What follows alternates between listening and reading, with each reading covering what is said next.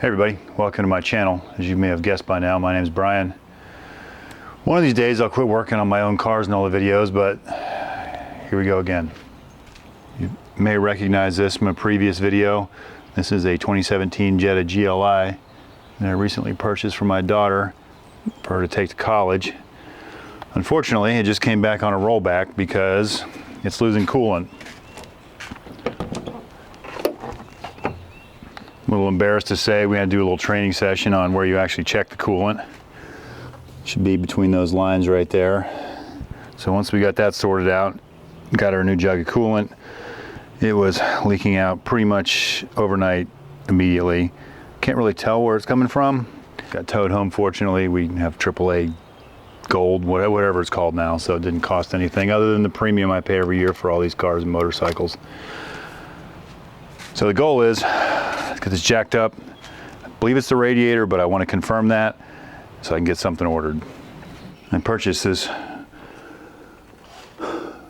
leak, basically, cooling system tester because I didn't have one. Anyway, looked around on the reviews, they're all the same. This one had a lot of pieces, plus it'll do vacuum filling. I'll put the link in the description. Probably won't use this a whole lot, so something from Amazon's probably just fine. Comes with all these caps.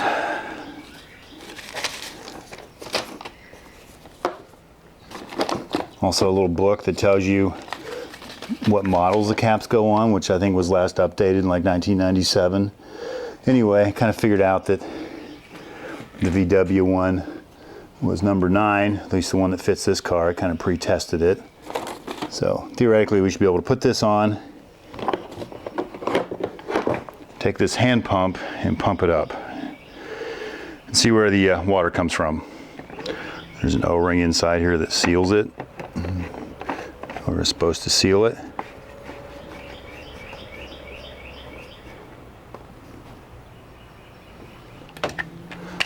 This should be pretty straightforward.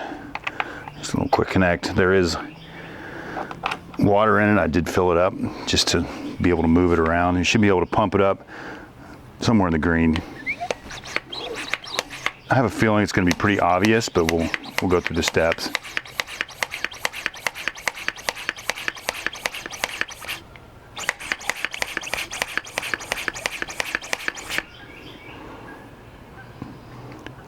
Looks like it's dropping pretty fast, but we'll give that a shot and let's see what we find.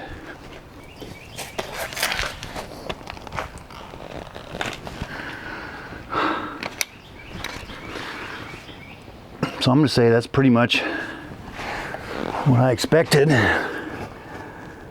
Looks like we need a radiator. It's kind of obvious it's wet on that side. That may have been part of what was putting all the liquid down this side of the car, not just oil, but coolant. And I think that may be a known problem for these cars. So we'll take the pressure off that and we'll order a radiator. That'll give me a little time to clear out the garage. What does it say?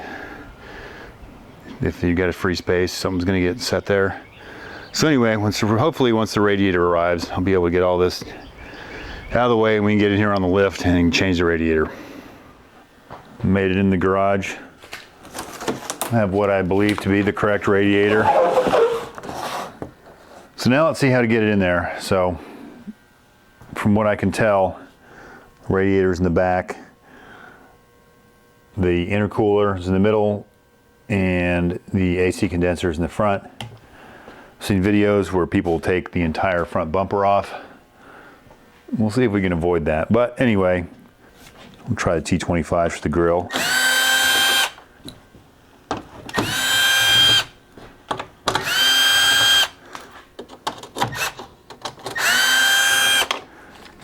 Here's the driver's side front fender. There are a bunch of wood screws that hold the front bumper cover on.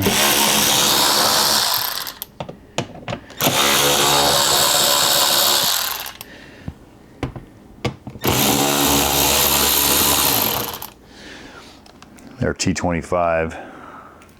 So they're down on the splash shield. There may be one more down here at the bottom. Just feel around, yours might be gone. And there's one facing up. Pardon my head.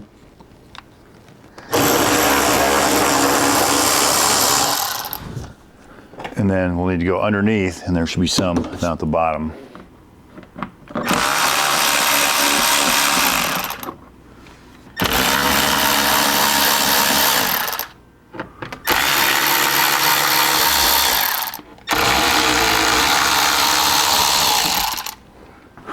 Should be loose. Oh yeah, there she goes. So we'll have fog lights. Looks like the distance sensors are in there. The harness for all that. So I was gonna leave this bumper cover just hang here, but I feel like there's a few things we should investigate. Let's already unclip this fog light cover, and I'm not sure that's exactly right. So there's also a harness for the distance sensors, and that connector's up in here, and that's not connected to anything. And also this horn's all kind of bent down. So I'll get in here and get this connector unplugged. We have another fog light connector which should come off. And also that says that's a certified part, so that's a little crash damage stuff we got there. And some rocks and stuff in that grill cover. And also these bolts are not all the way run in. I don't think maybe the top one, but certainly not those bottom ones.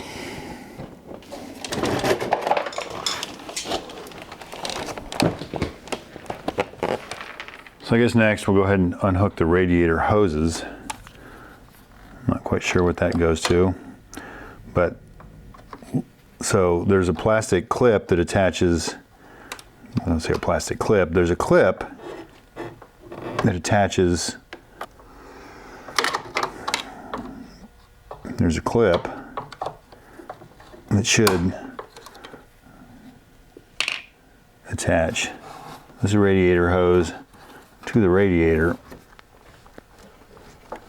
So with it pulled off like that, one might think that it would be disengaged, and then you could just slide this hose off.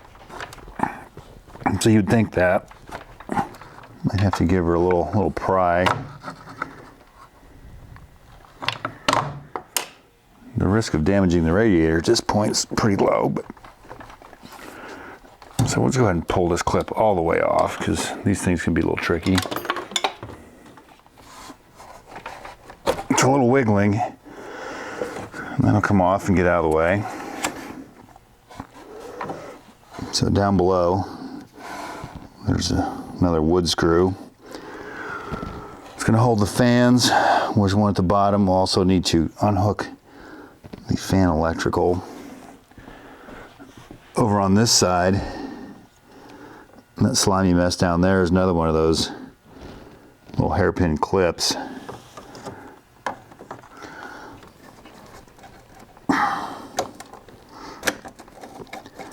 So there's that clip, which should push this radiator hose off.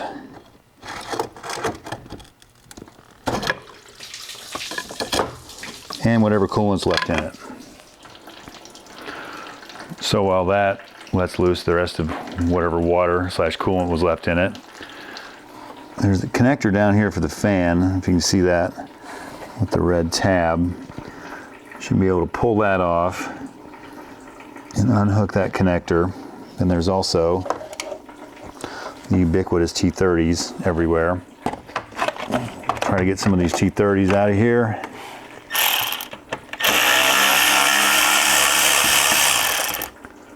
Well, that thing oozes everywhere. At least we can get the top ones.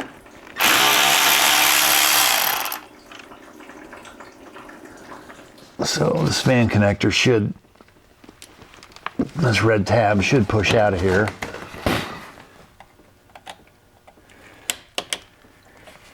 And with that pushed out, That should allow it to push down on the top here, and it should click, and then it should come apart. And then there's a T30 right here, and pretty much one over in that slimy mess on the other side. So let me get those out. So on the GTI, the fans come out the bottom. I believe on this car, you can probably take them either way.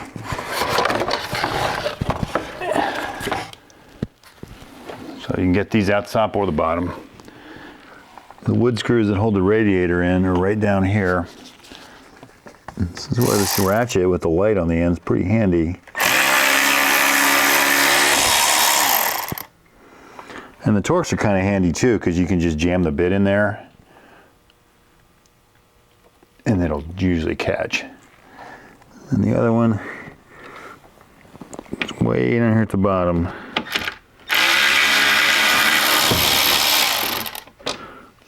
Now all that should be holding this thing in at this point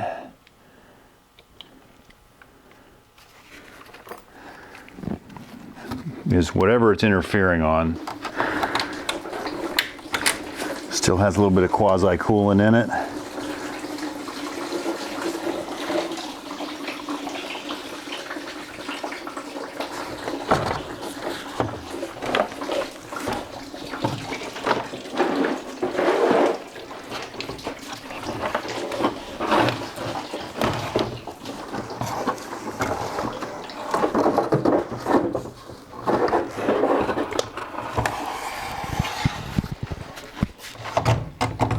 There we go.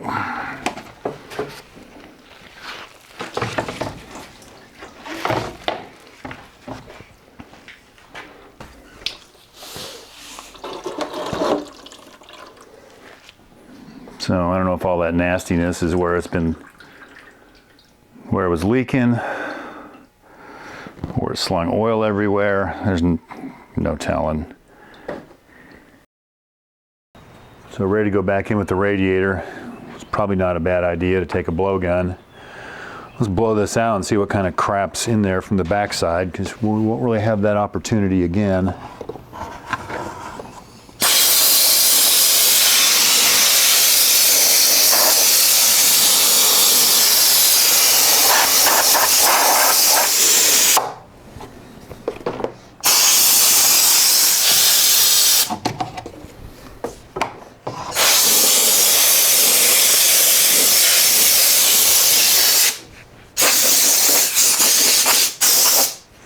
If I were outside, I would use the water hose and rinse it backwards, but this would be better than nothing.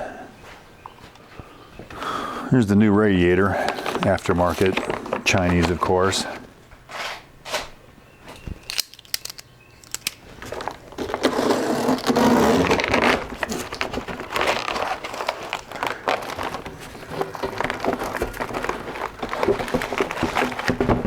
There is this little deflector we'll need to transfer over. One thing I also noticed, this radiator is slightly thinner by like 300 thousandths of an inch, or a little over a quarter inch thinner. So let's hope that doesn't have any ill effects. And this piece isn't going to snap on. So we'll just have to kind of jam it in there when we get it in the car. There don't appear to be any gaskets or O-rings that I need to transfer. Looks like they live inside the hose connection, so should be able just to drop this down in there.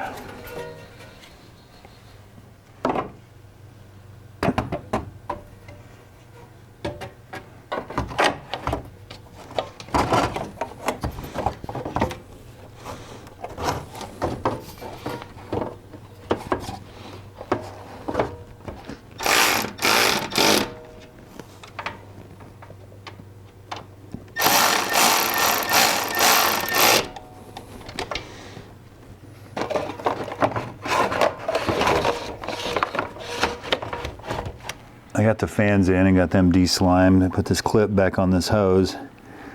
Looks like the O-ring stays in there. This is sort of keyed, so it won't go in one direction.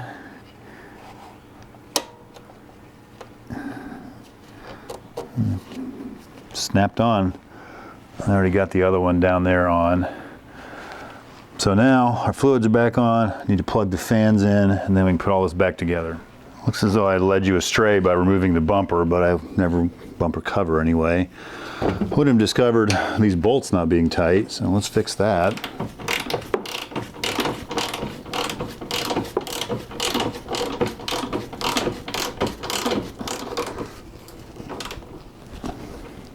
I think we're even close to being tight.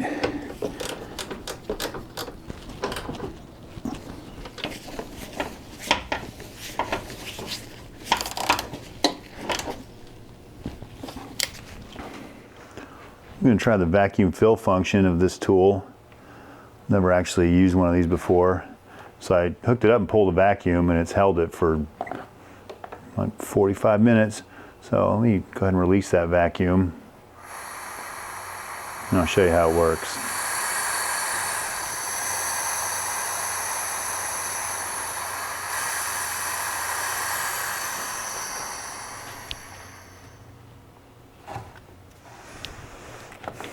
Kit comes with this hose to fill it with.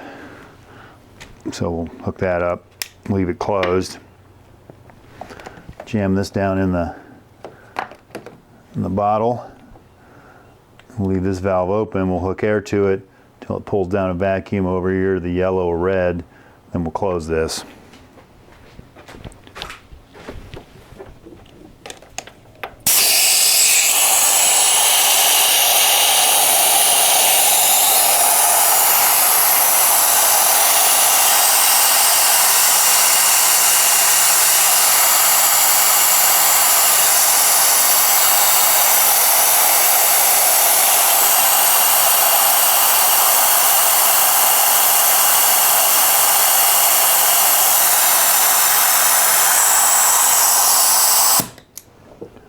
So now the whole cooling system should be under vacuum. And theoretically, it should stay there. You can see it's actually collapsed, this hose. So she's flatter than a pancake. We use some approved coolant.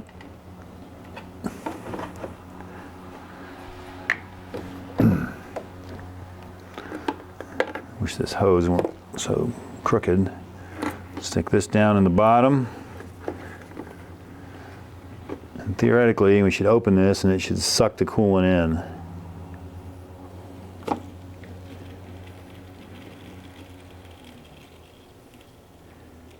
I really don't know how much it's going to take. That's the problem with this hose being not straight. It's hard to keep it in the bottom.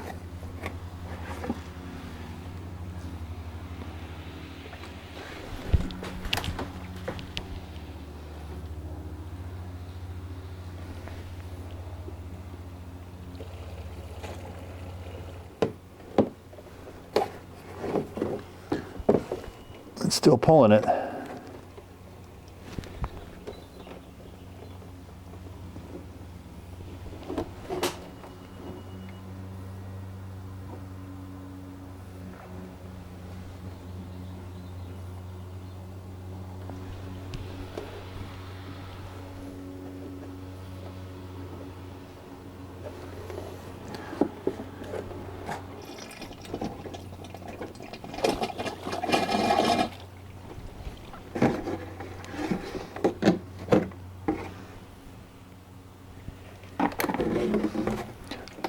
Pulled all but a little splash out of the bottom.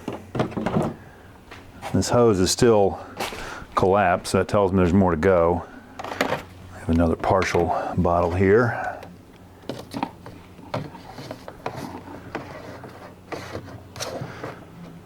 It's a different brand, but theoretically it shouldn't matter. It should all be compatible. All right. Go ahead and shut that valve and pull a little more in here.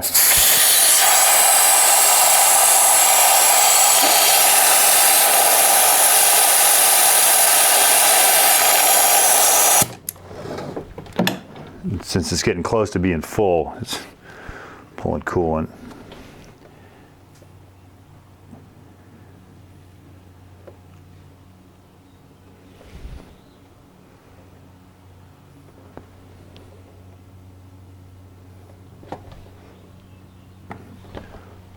I'm going to call that good.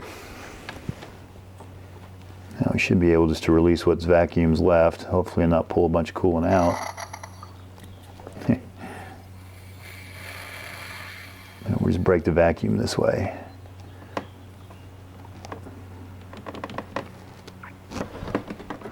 So that hose has regained its shape.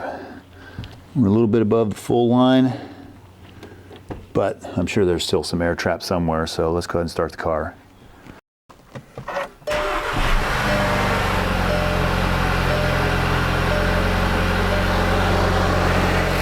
Let it run for a minute, check for leaks. Pretty sure we'll be good. Let it run for a minute and shut it off and see if it pulls any more coolant in.